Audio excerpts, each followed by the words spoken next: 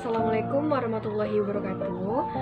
Di sini kelompok kami akan menjelaskan materi terkait dengan Pancasila dan amandemen Undang-Undang Dasar 1945. Sebelum menjelaskan ke materi, perkenankan dulu kami untuk memperkenalkan diri. Yang pertama saya sendiri, saya Farah Laila Fazriyah, kemudian ada rekan saya Herlin Anintia, dan yang terakhir ada Rama Dwi Satria. Oke, langsung aja ke materinya, disimak ya teman-teman. Baik, materi pertama yaitu Pancasila. Pancasila sendiri adalah ideologi dasar bagi negara Indonesia. Pancasila merupakan rumusan dan pedoman kehidupan berbangsa dan bernegara bagi seluruh rakyat Indonesia. Fungsi dari Pancasila adalah sebagai sumber dari semua sumber hukum, sebagai pandangan hidup bangsa Indonesia, dan memberikan substansi tentang hakikat negara, ide negara, serta tujuan bernegara. Kemudian, tujuan dari Pancasila yaitu menciptakan bangsa yang religius, yang patuh kepada Allah Subhanahu wa Ta'ala, untuk menjadi bangsa yang menghormati hak asasi dan menjadi negara nasionalis dan cinta tanah air. Materi selanjutnya, Amandemen Undang-Undang Dasar 1945. Hubungan Pancasila dengan Undang-Undang Dasar 1945 adalah dasar negara, bahkan disebut prioritas negara. Pancasila merupakan ideologi dasar, sedangkan undang-undang sebagai bingkai kita dalam bernegara. Kemudian ada 3 hubungan Pancasila dengan Undang-Undang Dasar 1945. Yang pertama yaitu Pancasila merupakan kaidah negara. Negara kita membuat Pancasila sebagai dasar negara, serta pasal dan ayat yang terkandung dalam Undang-Undang Dasar, sehingga dinyatakan juga sebagai dasar negara. Yang kedua, dalam pembukaan Undang-Undang Dasar terdapat Pancasila. Kita semua tahu bahwa di alinea keempat pada pembukaan Undang-Undang Dasar terdapat rumusan Pancasila. Maka secara tidak langsung, tujuan Undang-Undang Dasar adalah yang terdapat dalam Pancasila sehingga keduanya saling berhubungan.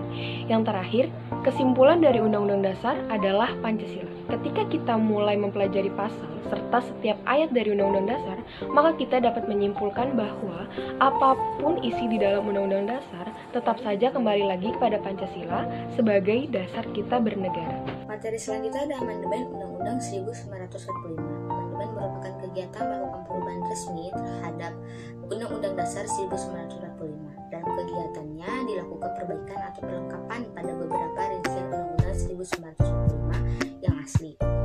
Ada beberapa tujuan amandemen atau perubahan terhadap Undang-Undang 1945 antara lain sebagai berikut. Yang pertama ada menyempurnakan aturan dasar bernegara dalam mencapai tujuan nasional. Dan yang kedua ada menyempurnakan aturan dasar mengenai jaminan dan pelaksanaan kedaulatan rakyat.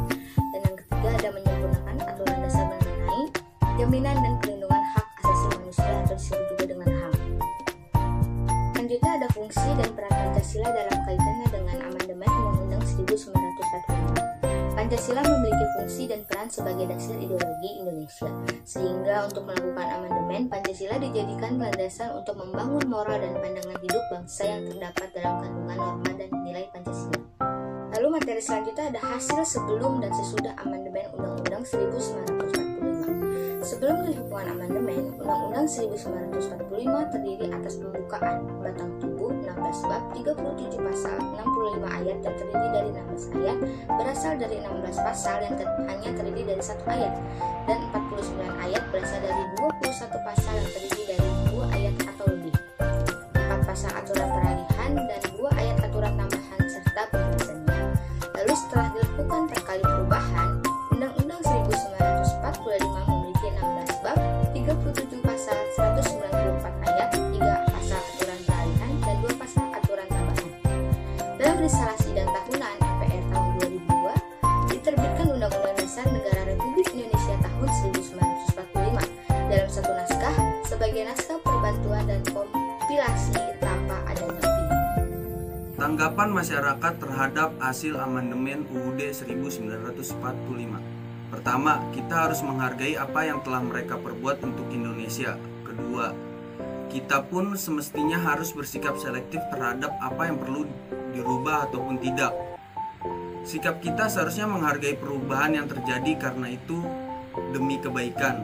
Harus bisa lebih menghargai yang kita perbuat di dalam masyarakat. Sikap kita sebagai masyarakat ya harusnya menghargai apa yang telah mereka perbuat untuk bangsa ini dan menerima dengan ikhlas serta lapang dada. struktur dan sistem pemerintah yang terjadi di Indonesia setelah dilakukan amandemen terhadap UUD 1945. Bentuk pemerintahan Indonesia setelah dilakukan amandemen terhadap UUD 1945 adalah sistem pemerintahannya presidensial. Presiden merupakan kepala negara sekaligus kepala pemerintahan. Kekuasaan yudikatif dijalankan oleh Mahkamah Agung dan badan peradilan di bawahnya, dan bentuk pemerintahannya adalah republik. Dampak yang timbul dari amandemen UUD 1945 dalam kehidupan berbangsa dan bernegara: 1. Dampak positif.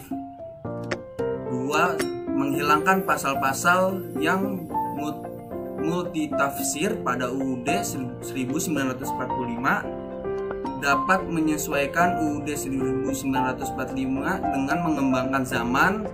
3. UUD 1945 akan lebih relevan dengan kebutuhan masyarakat Indonesia.